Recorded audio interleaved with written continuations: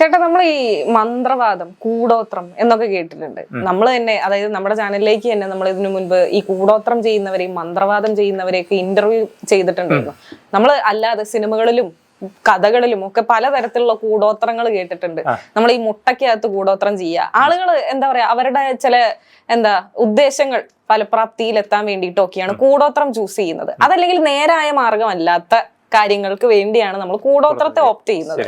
അപ്പൊ ഈ കൂടോത്രം എന്ന് പറയുന്നതിൽ എന്തെങ്കിലും കാര്യമുണ്ടോ, അല്ലെങ്കിൽ അത് ഭയങ്കര മോശമല്ലേ കൂടോത്രം ചെയ്യാന്ന് പറയുന്നത്? മോശമാണോന്ന് വെച്ച് കഴിഞ്ഞാല് നമ്മൾ എന്തിനത് യൂസ് ചെയ്യുന്നു എന്നുള്ളത് അതാദ്യം ചിന്തിക്കണം അല്ലേ. നല്ല കാര്യത്തിനും നമ്മൾ ഇത് യൂസ് ചെയ്യും, മോശ കാര്യത്തിനും യൂസ് ചെയ്യും.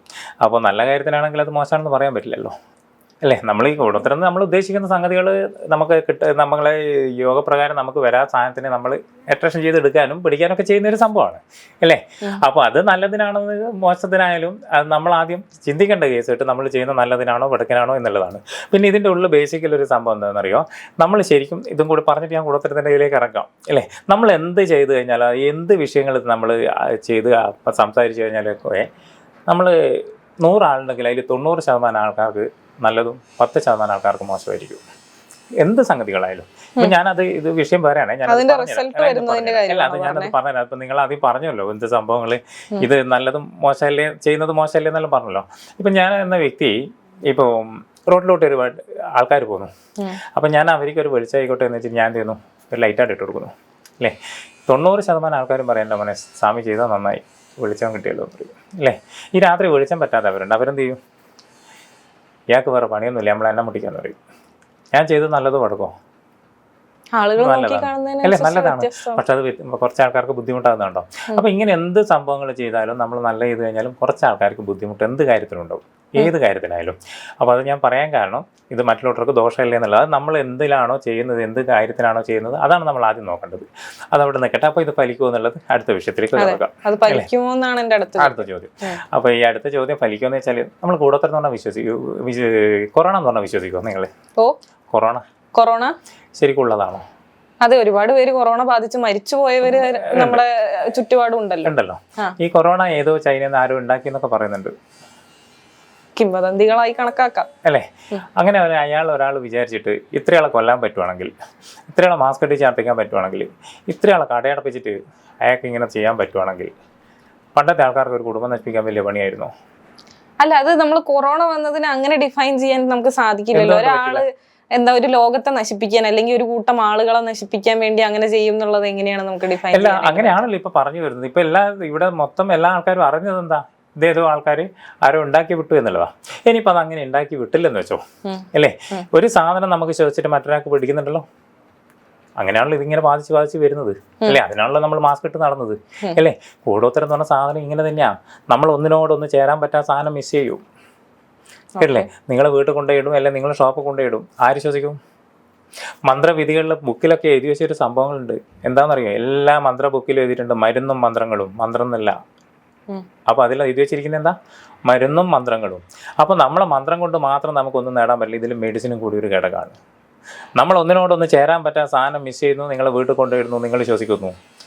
പഞ്ചായത്ത് പറയുന്നു പ്ലാസ്റ്റിക് കത്തിക്കരുത് അല്ലേ, ഉള്ളു കുടിക്കാൻ എന്താ രോഗം വരും അല്ലേ. രോഗം വരുന്നത് എന്താ, ഉള്ളു കുടിച്ചിട്ടാ, അതിന്റെ പുക നമ്മൾ ശ്വസിക്കുമ്പോഴല്ലേ അല്ലേ. അപ്പൊ ഇതേപോലെ നമ്മൾ സാധനം ചേരാൻ പറ്റാത്ത സാധനം മിസ് ചെയ്ത് നിങ്ങളെ വീട്ടിൽ കൊണ്ടുവരും. അതിനൊരു ഉദാഹരണം വെച്ച് പറഞ്ഞുതരാം. ഉദാഹരണം എങ്ങനെയാണെന്ന് പറയേണ്ടത്? അതായത് ഇപ്പം ചേട്ടൻ പറഞ്ഞു പകർച്ചവ്യാധികൾ വരുന്നത്, ഒരാളിൽ നിന്ന് മറ്റൊരാളിലേക്ക് പകരുന്നത്, അതിന്റെ ബാക്ടീരിയയും വൈറസ് ഒക്കെ വായുവിലൂടെ സഞ്ചരിച്ച് മറ്റേ ആൾക്ക് പകരുക എന്നുള്ള ഒരു സയന്റിഫിക് റീസൺ നമുക്ക് പറയാൻ പറ്റും. അല്ല, ഇതിൽ ഈ കൂടോത്രത്തിൽ ഇത് തന്നെയാണ് സംഭവങ്ങൾ. നമ്മൾ കുറെ സാധനം മെഡിസിൻ്റെ ആണ് മിസ് ചെയ്യുന്നത്. അതാണ് ഞാനൊരു ഉദാഹരണമായിട്ട് ചോദിച്ചത്. അപ്പൊ ഞാൻ മെഡിസിൻ ഉദാഹരണം ഞാൻ പറയണമെങ്കിൽ, ഞാനിപ്പം അങ്ങനെ പറയുകയാണെങ്കിൽ ഞാൻ മെഡിസിൻ തന്നെ പറയേണ്ടി വരും. അതൊരു വിഷയല്ലേ. ഇല്ല, അങ്ങനെ എന്താ പറയാ, എല്ലാവരും അറിയാൻ പാടില്ലാത്തത് എന്ന കണത്തിൽപ്പെടാത്ത ഏതെങ്കിലും. ഇതിലിപ്പം ഞാൻ എന്താ പറയുന്നറിയോ, നമ്മളെ ഈ അധികം ആൾക്കാർ ഈ കോഴിത്തല കാര്യങ്ങളൊക്കെ ചെയ്യാന്നൊക്കെ പറയുന്ന കേട്ടിട്ടുണ്ട്. ഞാനത് പല ബുക്കിലൊക്കെ വായിച്ചിട്ടുണ്ട് ഈ സംഗതികൾ. ഈ കോഴിത്തല എന്ന് പറയുന്ന സാധനം കോഴിത്തല തന്നെ വേണമെന്നൊന്നുമില്ല. നമ്മൾ ഈ ചേർക്കുന്ന പലതരം മെഡിസിനുകളും ഈ കോഴിയുടെ മാംസങ്ങളും മിസ് ചെയ്യുക എന്നുള്ളതാണ് പറഞ്ഞിരിക്കുന്നത്. അപ്പോൾ ഈ കോഴിയുടെ മാംസത്തിൽ ചെയ്യാൻ വേണ്ടിയിട്ട് നമ്മളെല്ലാ ആൾക്കാരും തല ഫ്രീ ആയിട്ട് കിട്ടൂലേ എല്ലാവരും അല്ലേ?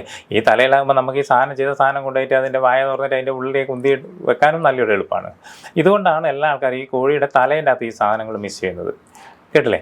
അപ്പോൾ ഇതിൽ ശരിക്കും നമ്മളെന്ന് പറഞ്ഞു കഴിഞ്ഞാൽ മൈലോഷിക എന്ന് പറഞ്ഞ മെഡിസിന്, അതുപോലെ മൈലോഷിക എന്ന് പറഞ്ഞ മെഡിസിൻ ഉണ്ട്. ആ മെഡിസിനുകൾ പിന്നെ നമ്മൾ ദേവതാരം എന്ന് പറഞ്ഞ സാധനങ്ങൾ, അതും ഈ ഒരു മരത്തിൻ്റെ ഒരു ഇതാണ്, പിന്നെ പീനാറി എന്ന് പറഞ്ഞ സാധനങ്ങൾ, ഇങ്ങനെയുള്ള സാധനങ്ങളൊക്കെ നമ്മൾ കൂട്ടയൊക്കെ വെച്ച് കെട്ടും.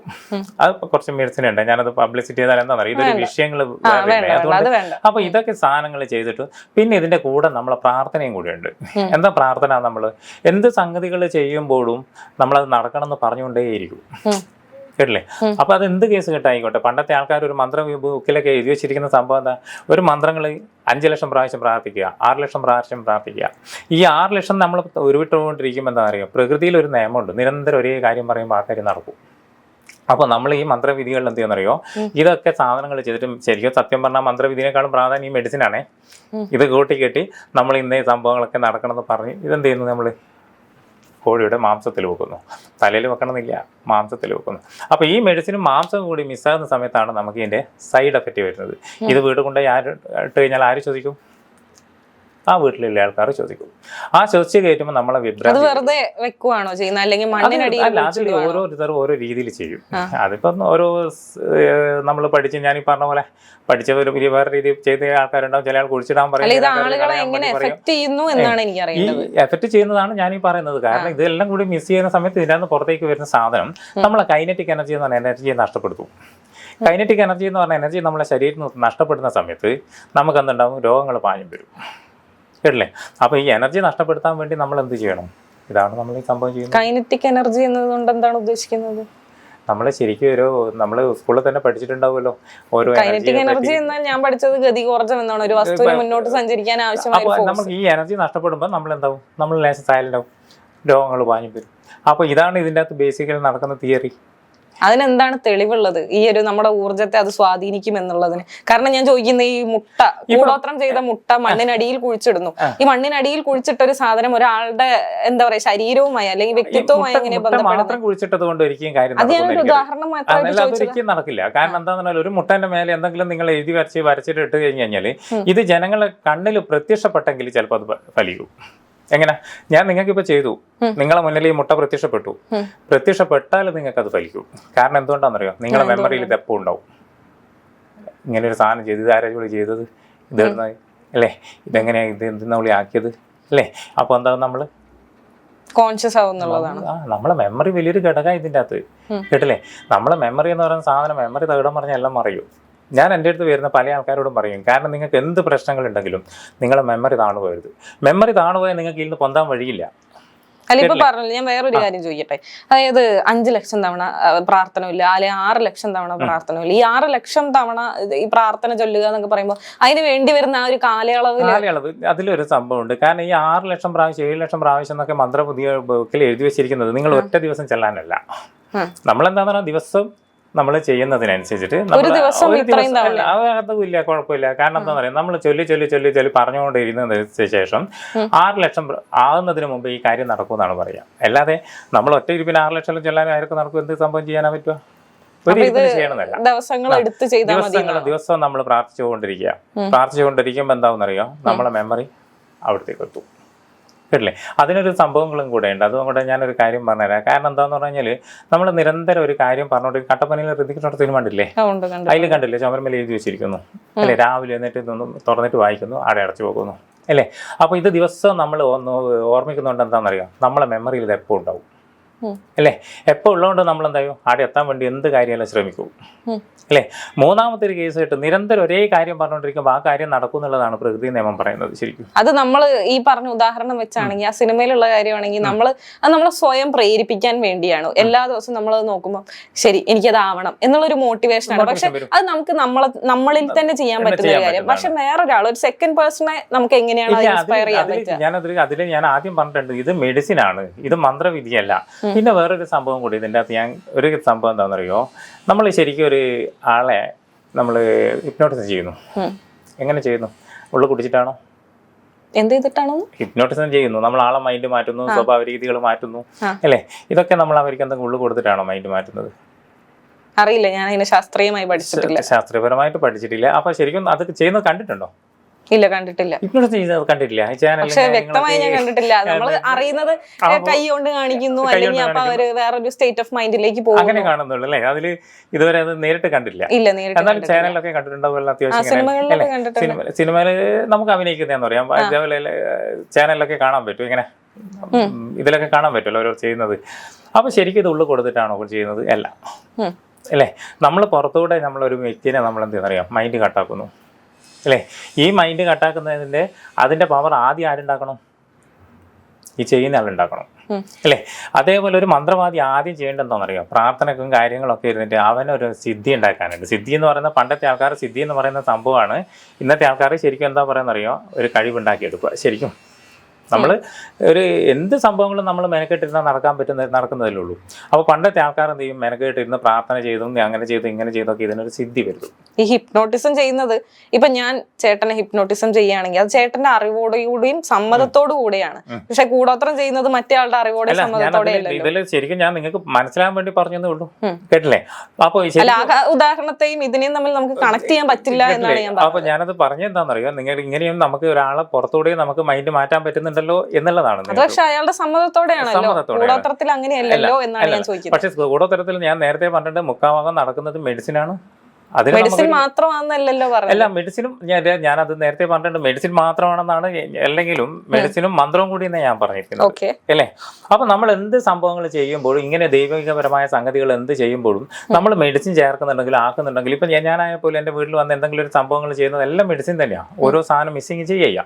ഈ മിസ്സിങ് ചെയ്യുന്ന സമയത്ത് നമ്മൾ എന്താ ശരിക്കും അറിയാം, നമ്മളൊരു പ്രാർത്ഥന ഉണ്ടാവും. കാരണം നമ്മൾ ഇത്ര നാളും ഒരു പ്രാർത്ഥിച്ച് വിളക്ക് വെച്ച് പ്രാർത്ഥിച്ചു, അല്ലെ ദൈവത്തിനെ വിളിച്ച് നമുക്കൊരു സിദ്ധി കിട്ടി എന്നുള്ളൊരു രീതി നമുക്കുണ്ടാവും. അപ്പം നമ്മൾ ഇവർ നന്നാവണേ, ഇവർ ഇത് രക്ഷപ്പെടണേ, ഇതോടുകൂടി ഇവർ തെളിയണേ എന്നുള്ളത് നമ്മൾ പറയുന്നതിൽ എന്താ തെറ്റ്?